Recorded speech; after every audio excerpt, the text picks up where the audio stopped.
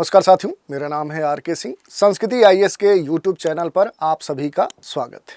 आज के एपिसोड में हम जिस मुद्दे की चर्चा करने वाले हैं, ये मुद्दा जुड़ता है अपने देश भारत से। और बात करें तो ट्रंप और कनाडा से खराब रिश्ते और उसके बाद जो भारत सरकार है या कहें मोदी सरकार, उसके सामने कूटनीतिक मोर्चे पर कई सारी जो चुनौतियां हैं वो अब सामने आने वाली हैं।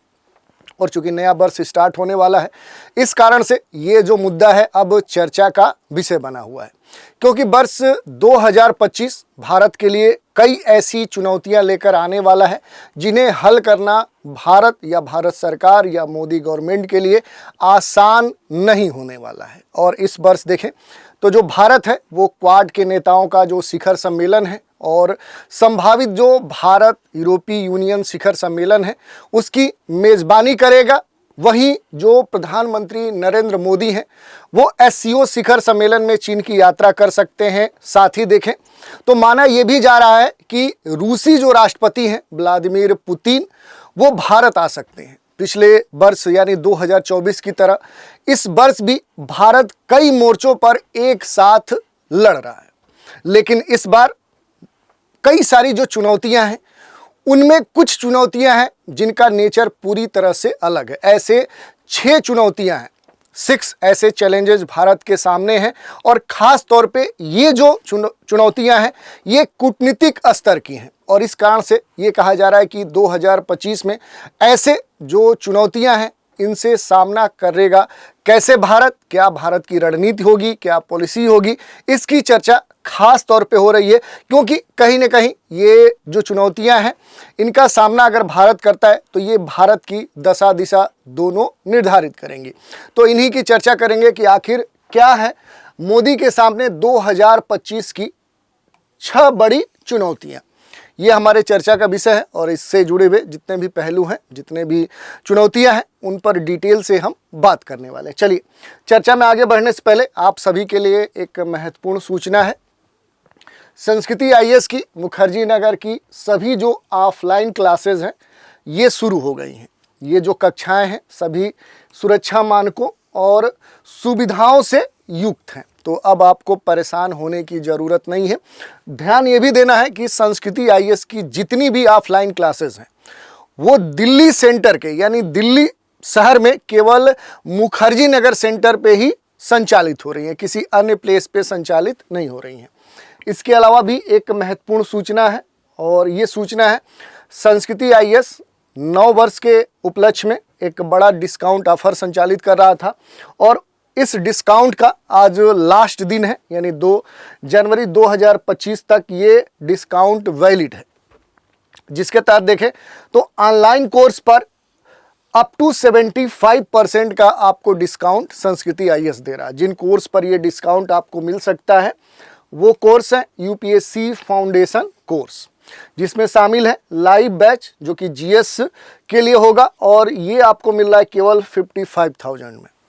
दूसरा भी लाइव बैच है जिसके तहत जीएस और सीसैट का कम्बो पैक आपको मिल रहा है केवल 60,000 में।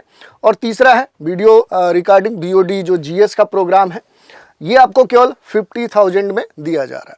तो ये सूचना थी, इसकी आज लास्ट कहे तो तारीख है। आज अगर आप इन कोर्स में नामांकन लेते हैं तो आप इन छूट का लाभ प्राप्त कर सकते हैं। और भी कोई शंका समाधान है तो दिए गए नंबर पे कॉल करके आप सूचना प्राप्त कर सकते हैं। नंबर है 9555124124 पर। दूसरा तरीका है संस्कृति आईएएस की जो वेबसाइट है sanskrithias.com, यहाँ विजिट करके संबंधित जो जानकारी है वो आप प्राप्त कर सकते हैं। तो ये सूचना थी। अब हम बात कर लेते हैं कि जो ये कहा जा रहा है कि अब जो मोदी सरकार है उसके सामने वर्ष 2025 चूँकि स्टार्ट हो चुका है, आज दूसरा दिन है वर्ष का, और अब मोदी सरकार के सामने कई सारी बड़ी जो कूटनीतिक चुनौतियां हैं वो सामने आने वाली हैं। और ये जो चुनौतियां हैं कहीं ना कहीं देखें तो सरकार के सामने आसान नहीं होंगी। और 2025 भारत के लिए कई ऐसी चुनौतियों के साथ आने वाला है और इन्हें हल करना सरकार के लिए सबसे महत्वपूर्ण हो जाता है। उन्हीं में से जो सबसे महत्वपूर्ण 6 चुनौतियां हैं उन पर हम बात करने वाले हैं। जो पहला इसमें मसला है वो भारत और अमेरिका का है। ठीक है, ये पहला मसला है। अमेरिका के साथ जो मुश्किलें हैं भारत की, इसे सुलझाना भारत के लिए सबसे महत्वपूर्ण है, क्योंकि अभी हाल ही में अमेरिका में राष्ट्रपति चुनाव हुए थे। उस चुनाव में एक बार फिर से कहें तो पूर्व राष्ट्रपति जो डोनाल्ड ट्रंप है, ये नवनिर्वाचित होकर आए हैं और 20 जनवरी अब आने वाला है, 20 जनवरी 2025 को जो ट्रंप हैं वहाँ पर शपथ ग्रहण या कहें कार्यभार संभालेंगे। महत्वपूर्ण बात क्या है कि ये जो शपथ ग्रहण समारोह है, इसके लिए जो अमेरिका है उसने ऑफिशियली तौर पे जो चीन के राष्ट्रपति हैं शी जिनपिंग, उनको आमंत्रित किया है। लेकिन इस मसले पर अगर बात करें तो भारत के जो प्रधानमंत्री हैं उन्हें इस तरह का अभी तक कोई निमंत्रण या इस तरह का कोई ऑफिशियल स्टेटमेंट जारी नहीं किया गया है। इस कारण से अब ये कहा जा रहा है कि जो अमेरिका है ये भारत और चीन दोनों के बीच में देखें तो एक तरह से दो तरफा रवैया अपना रहा है। आखिर इसके पीछे कारण क्या है? तो ये बड़ा ही एक महत्वपूर्ण मसला है और इसमें महत्वपूर्ण इसलिए भी हो जाता है कि हाल ही में दिसंबर माह के 24 से 29 दिसंबर 2024 के बीच में जो भारत के विदेश मंत्री हैं एस जयशंकर, ये अमेरिका दौरे पर थे और वहाँ पर विदेश मंत्री वहाँ के कई सारे जो मंत्री हैं, जो अधिकारी हैं, उनसे संपर्क में थे। उनसे कई सारे मुद्दों पर उनकी बातचीत हुई और दोनों देशों के बीच में जो संबंध है वो पहले से बेहतर हुए हैं। उस बेहतर की दिशा में आगे दोनों देश बढ़ रहे हैं। लेकिन अगर इस तरह का कोई बड़ा समारोह अगर अमेरिका में हो रहा है और भारत के प्रधानमंत्री को अगर इस तरह का न्योता नहीं मिल रहा है, तो इस बार ट्रंप का जो रवैया है वो प्रश्न चिन्ह खड़ा करता है। तो ये एक बड़ा मुद्दा है। इसके अलावा देखिए, जो अमेरिकी ज़मीन है वहाँ पर जो खालिस्तान समर्थक नेता जो गुरु पतवंत सिंह पन्नू हैं, उनकी हत्या की जो कोशिश का आरोप है वो भारत के ऊपर लगा है। ये जो आरोप है ये तनाव बढ़ा दिया है दोनों देशों के बीच में और इस कारण से देखें तो ये जो तनाव है अब भी जारी है और इस कारण से ये जो गतिरोध है ये भारत के सामने एक बड़ा प्रश्न चिन्ह खड़ा करता है। और ये इसलिए भी महत्वपूर्ण हो जाता है कि अब भारत किस तरह से इस पूरे मसले को अपने कूटनीतिक कह सकते हैं कि तरीके से इसे हल कर पाएगा, ये बड़ा मुद्दा है। इसके अलावा भी कई सारे मुद्दे हैं, जैसे यूएसए ने गंभीर आरोप लगाया है विकास यादव के ऊपर, भाड़े पर हत्यारे उनको कहा है। इसके अलावा मनी लॉन्ड्रिंग से जोड़कर देखा है। इसके अलावा जो भारत की खुफिया एजेंसी रा है, रिसर्च एंड एनालिसिस, उसके लिए विकास यादव काम करते हैं। इस तरह के जो गंभीर आरोप हैं वो विकास यादव पर यूएसए ने लगाए हैं। कहीं न कहीं ये जो मसला है ये भी दोनों देशों के बीच में बड़ा ही गंभीर मुद्दा बना हुआ है। इसके तरफ देखें तो हाल ही में अमेरिका ने भारतीय जो बिजनेसमैन हैं गौतम अडानी, उनके ऊपर भी एक बड़ा आपराधिक मामला दर्ज किया है। उन पर अमेरिका में अपनी कंपनी को कॉन्ट्रैक्ट दिलाने के लिए 25 करोड़ डॉलर रिश्वत देने और इस मामले का जो आरोप है वो छिपाने से संबंधित जो आरोप है वो लगाए हैं। ये अलग बात है कि जो अडानी ग्रुप है उसने इन आरोपों को बेबुनियाद बनाया है, लेकिन फिर भी ये जो मसला है कहीं न कहीं तूल पकड़ा है और इस कारण से देखें तो भारत और अमेरिका के बीच के जो संबंध हैं कहीं न कहीं प्रभावित हो रहे हैं।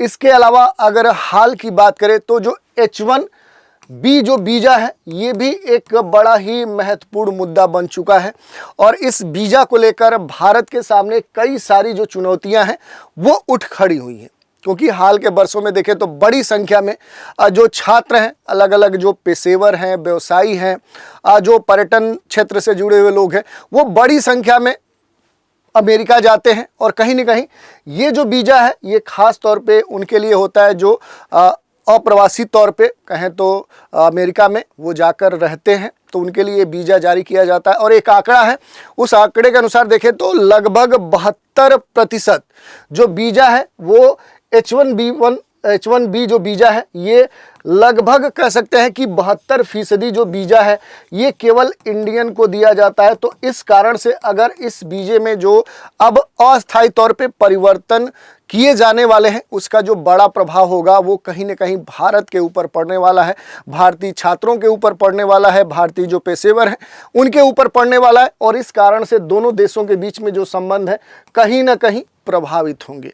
अब इन सभी मसलों को भारत सरकार या मोदी सरकार कैसे हल करती है ये देखने वाली बात है, जो आने वाले इस वर्ष में देखने को मिल सकती है। अगली जो चुनौती है वो कहाँ से है, तो वो चुनौती है कनाडा से। ये भी नॉर्थ अमेरिकी देश है जैसा कि यूएसए है। तो दूसरा जो चुनौती भारत के सामने है, मोदी सरकार के सामने है, वो कनाडा से जो रिश्ते हैं वो सुधारने को लेकर है। कहीं ना कहीं जो वर्ष 2023 था वहाँ से इन दोनों देशों के बीच में जो तानातानी है वो लगातार बढ़ी है। कहीं ना कहीं कनाडाई जो नागरिक हैं हरदीप सिंह निज्जर, उनकी हत्या हुई और फिर उसके बाद भारत और कनाडा के बीच के जो रिलेशनशिप है वो काफ़ी प्रभावित हुए। यहाँ के जो सुप्रीमो है कनाडा के, जस्टिन ट्रूडो, कनाडा के पास इस अपराध में भारतीय अधिकारियों के शामिल होने की बात इन्होंने कही, ठोस सबूत पेश करने की बात कही। हालांकि भारत ने ऐसे दावों को एक सिरे से खारिज किया, ये भी कहा कि अगर कनाडा सरकार के पास इस आरोप के कोई सबूत हैं तो वो प्रस्तुत करे। इन आरोपों के लेकर भारत और कनाडा के बीच में देखें तो जो संबंध है कहीं ना कहीं अब नाजुक दौर में पहुंच चुके हैं और 2024 में भी दोनों देशों ने बड़े स्तर पे एक दूसरे की आलोचना की। यही नहीं, एक बड़ा कदम उठाते हुए कहें सबसे पहले कनाडा ने एक दूसरे या कहें तो पहले भारत के जो राजनयिक हैं उन्हें निकाल दिया और फिर दोनों देशों ने अपने राजनयिकों को एक दूसरे के यहाँ से वापस बुला लिया। इस कारण से ये जो मसला था काफ़ी तूल पकड़ा, चर्चा का विषय बना। तो कहीं ना कहीं ये जो कदम उस समय उठाया गया जब कहीं ना कहीं कनाडा ने निज्जर मामले में संजय कुमार जो वर्मा हैं उनके सहित 6 भारतीय जो राजनयिक हैं और जो उच्च आयोग के जो अधिकारी हैं उनको पर्सन ऑफ इंटरेस्ट बताया। और इस कारण से ये जो पर्सन ऑफ इंटरेस्ट है ये चर्चा में हुआ। और अगर हम देखें पर्सन ऑफ जो इंटरेस्ट है उसे कहा जाता है जो खास तौर पे जिसको लेकर जांचकर्ता ये मानते हैं कि उस शख्स को किसी अपराध की महत्वपूर्ण जानकारी है।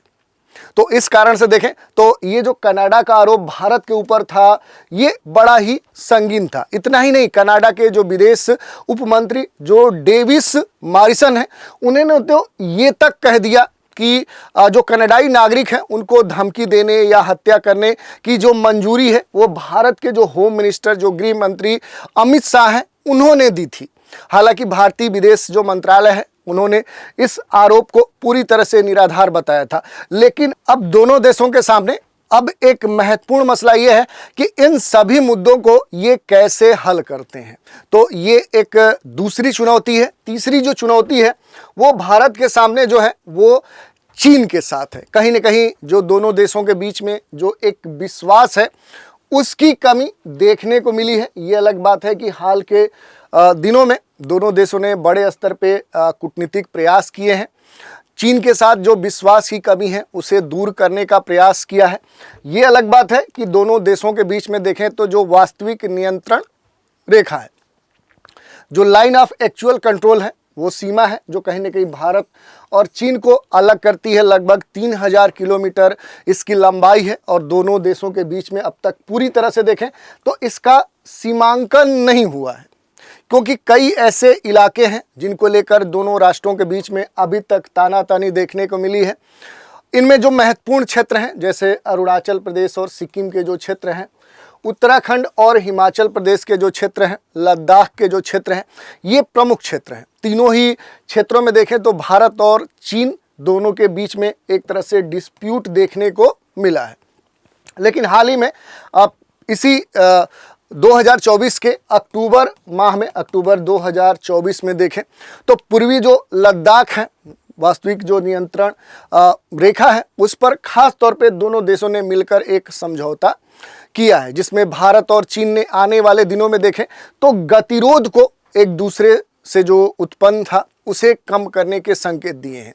और इस एग्रीमेंट की बात करें, इस समझौते की बात करें, तो इसके मुताबिक गतिरोध वाले जो अलग अलग पॉइंट्स हैं, खासतौर पे देखें जो देपसांग वाला जो रीजन है, जो डेमचोक वाला क्षेत्र है, वहाँ पर जो सैनिक हैं उन सैनिकों की वापसी की बात कही गई है। और जल्द ही इन जो टकराव वाले जो बिंदु हैं यहाँ पर सामूहिक रूप से गश्त की जाएगी, वहाँ से सैनिक दोनों देश धीरे धीरे वापस बुला रहे हैं। हालांकि अभी ये साफ नहीं हुआ है कि भारतीय जो सैनिक हैं वो 2020 से पहले जो गश्त वाले बिंदु हैं वहाँ तक गश्त कर पाएंगे, वहाँ तक जा पाएंगे कि नहीं जा पाएंगे। ये एक बड़ा ही महत्वपूर्ण प्रश्न है और इसको मोदी सरकार कैसे हल करेगी ये देखने वाली बात है। वर्ष 2020 में पूर्वी जो लद्दाख है, वहाँ जो गलवान वाला जो क्षेत्र है, वहाँ दोनों देशों के जो सैनिक थे उनके बीच में झड़प हो गई थी। 20 भारतीय जो सैनिक हैं उनके साथ कई सारे जो चीनी सैनिक हैं वो भी हताहत हुए थे और उस समय दोनों देशों के बीच में जो तनाव था वो चरम पे पहुँच गया था। लेकिन हाल ही में अक्टूबर माह में हुए जो समझौते हैं उसके तहत देखें तो खजानगा जो 16वां ब्रिक्स शिखर सम्मेलन हुआ था जो रूस में हुआ था, उस दौरान 5 सालों के बाद जो प्रधानमंत्री नरेंद्र मोदी हैं और जो चीनी राष्ट्रपति शी जिनपिंग हैं, इनके बीच में पहली द्विपक्षीय यात्रा हुई। एक लंबे समय के बाद 5 सालों के बाद इन दोनों राष्ट्र प्रमुखों के बीच में ये कहें तो मीटिंग हुई और विदेशी मामलों के जो जानकार हैं उनका यही मानना है कि चीन से जो भारत है वो कई बार चूंकि कहें तो धोखा खा चुका है और यही वजह है कि दोनों देशों के बीच में जो विश्वास है वो कम हुआ है। और इस विश्वास की जो कमी है इसकी कैसे भरपाई या तो चीन करता है और इस समस्या का जो समाधान है वो भारत कैसे करेगा, ये सबसे महत्वपूर्ण प्रश्न है। इस कारण से ये जो चुनौती है कहीं ना कहीं बड़ा ही महत्वपूर्ण है। इसमें जो एक्सपर्ट्स हैं उनका ये कहना है कि वर्ष जो 2025 होगा, 2025 में चीन के साथ भारत के जो रिश्ते हैं उसमें सुधार आने की संभावना है, क्योंकि चीन अमेरिका के दबाव में है और कहीं ना कहीं जब भी अमेरिका के प्रेशर में होता है तब वो भारत से गंभीर कोई भी कहें तो खास तौर पे एक संवेदनशील जो मुद्दे हैं उन पर गंभीर होकर बातचीत करता है।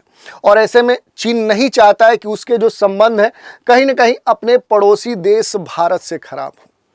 यही नहीं, अगर बात करें जो एक्सपर्ट्स हैं उनका ये भी कहना है कि जो वर्ल्ड ऑर्डर है वो अब बदल रहा है। कहीं ना कहीं चीन अमेरिका को चुनौती दे रहा है और अगर उसे सफल होना है तो चीन को भारत को अपने साथ लेकर ही चलना होगा, तभी वो यूएसए को चुनौती प्रस्तुत कर सकता है। तो अब देखने वाली बात है कि चीन के साथ जो विश्वास की कमी है भारत का वो कैसे समाधान होता है, उस समस्या का समाधान भारत कैसे निकालता है, इस पर हम बात करेंगे।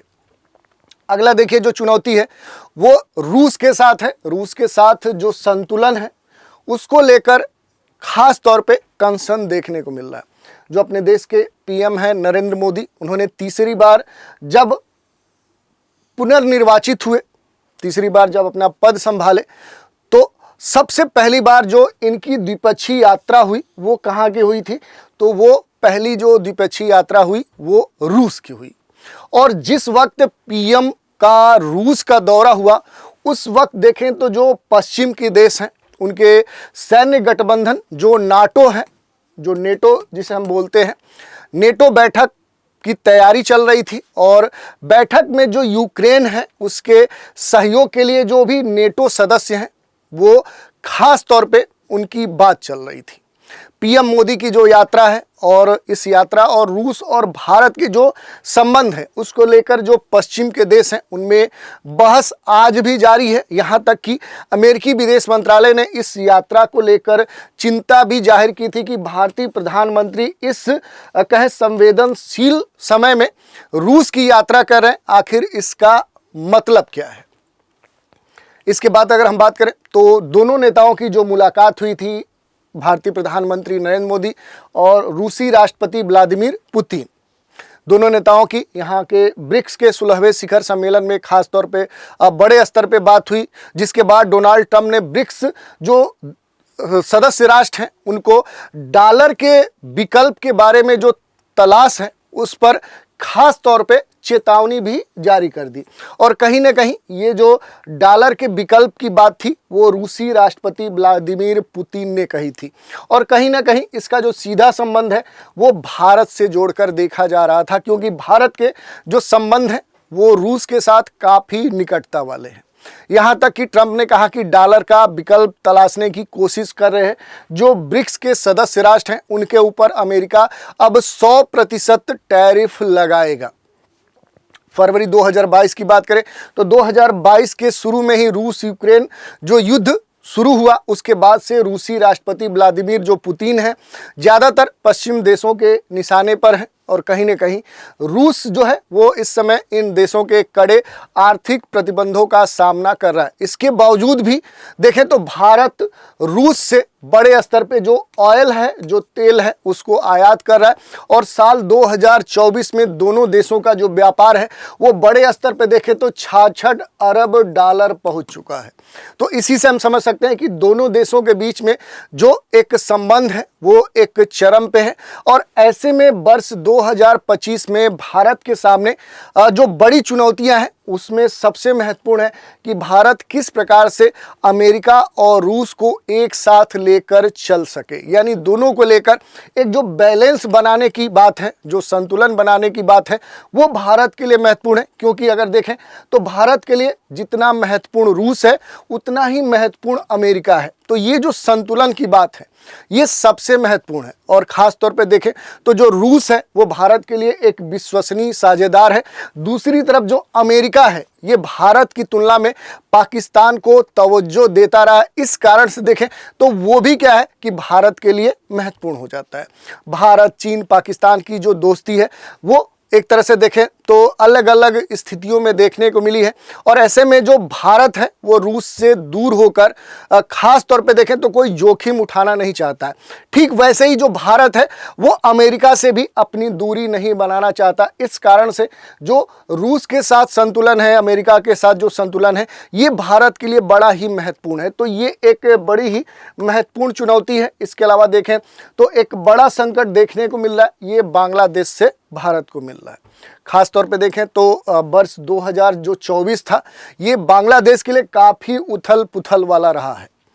कई हफ्तों तक देखें तो बांग्लादेश में सड़कों पर बड़े स्तर पे विरोध प्रदर्शन हुए। वहाँ पर जो शेख हसीना की जो सरकार है ये लगभग देखें तो 16 वर्षों से लगातार चली आ रही जो इनकी सत्ता है वो सत्ता उखाड़ फेंकी गई यहाँ के जनता के द्वारा, और फिर जो शेख हसीना है ये यहाँ से निर्वासित होकर भारत में छुपने के लिए या भारत आने के लिए ये मजबूर हुई।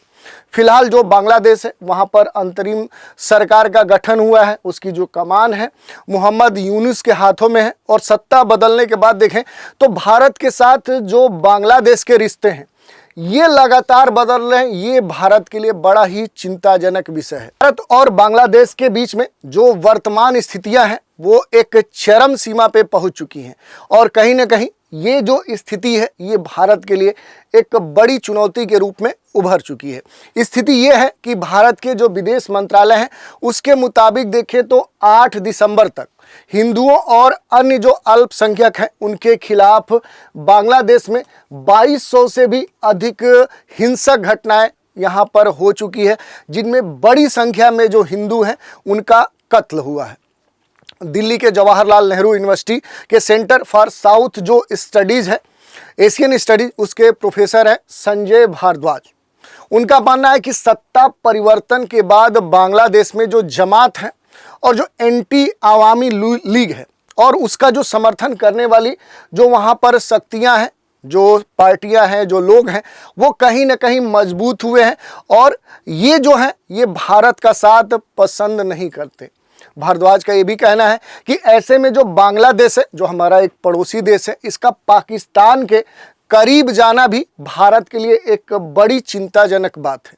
वहीं शेख हसीना के समय ये जो स्थिति है ऐसी नहीं थी। जानकारों का ये भी मानना है कि शेख हसीना के समय भारत में भारत की जो पूर्वोत्तर की सीमाएं हैं वो एक तरह से सिक्योर थी, क्योंकि उग्रवादियों का जो है वो बांग्लादेश में पनाह लेना अब शेख हसीना के समय आसान नहीं था। और पिछले महीनों में पाकिस्तान का एक जो मालवाहक पोत है वो कराची से बांग्लादेश के दक्षिण पूर्वी तट पर स्थित जो चटगांव बंदरगाह है वहां पहुंचा था। उसके बाद देखें तो 1971 के बाद से बांग्लादेश मुक्ति जो संग्राम है उसके बाद दोनों देशों के बीच में इस तरह का पहला समुद्री कह सकते हैं कि संपर्क देखने को मिला।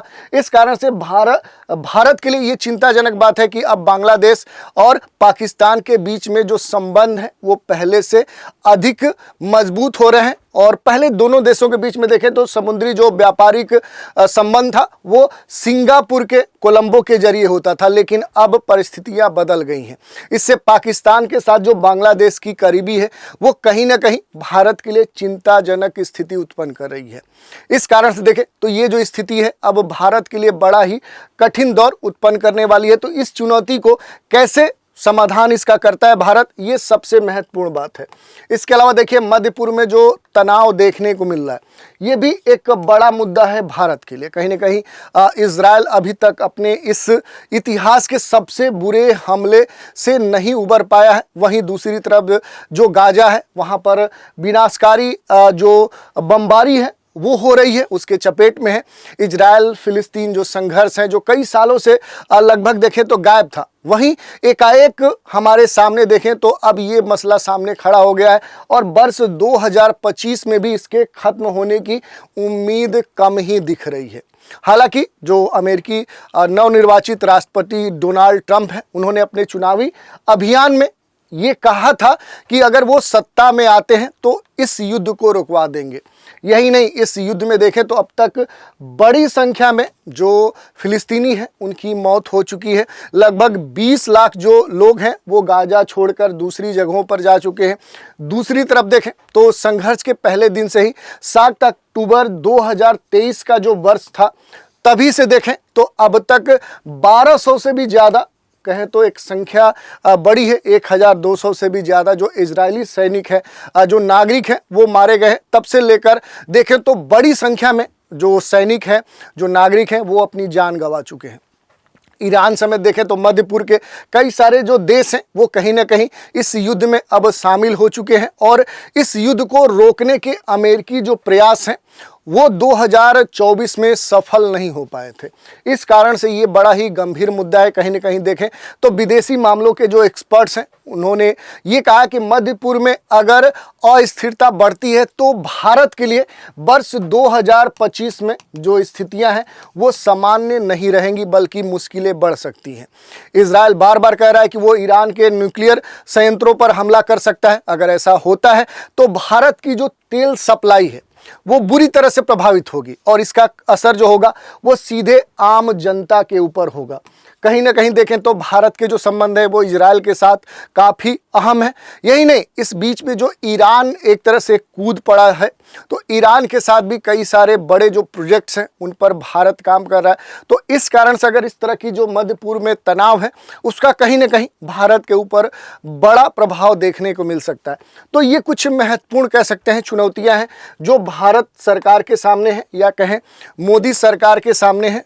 इन सभी जो कूटनीतिक मोर्चे हैं उन पर सरकार को बड़े ही चुनौतीपूर्ण तरीके से काम करना होगा, तभी इनके समाधान खोजे जा सकते हैं।